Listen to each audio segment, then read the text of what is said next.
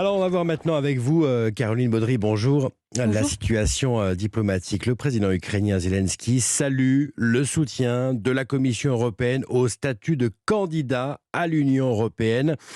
Mais l'Ukraine dans l'Europe, ce n'est pas fait du tout, hein. Et non, pour que Kiev obtienne officiellement le statut de candidat, les 27 dirigeants doivent à l'unanimité donner leur feu vert. Ce sera l'objet d'une discussion jeudi et vendredi lors d'un sommet européen.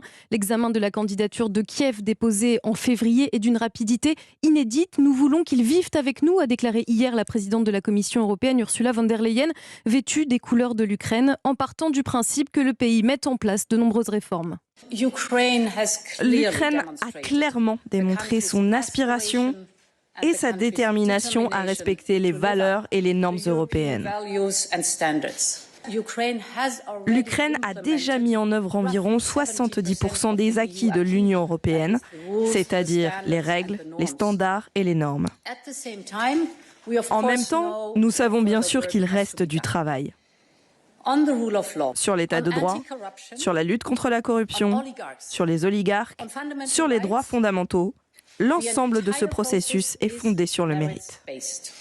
Pour Moscou, c'est une promesse mensongère, mais Vladimir Poutine n'a, je cite, rien contre une adhésion de l'Ukraine à l'Union européenne. Elle n'est pas une alliance militaire, à la différence de l'OTAN. Au terme d'une semaine de bras de fer avec l'Occident, Moscou a coupé progressivement ses livraisons de gaz. Le gestionnaire du réseau français affirme ne plus recevoir de gaz russe depuis le 15 juin, une perte compensée par des importations d'autres pays. Merci Caroline Baudry pour Europe 1.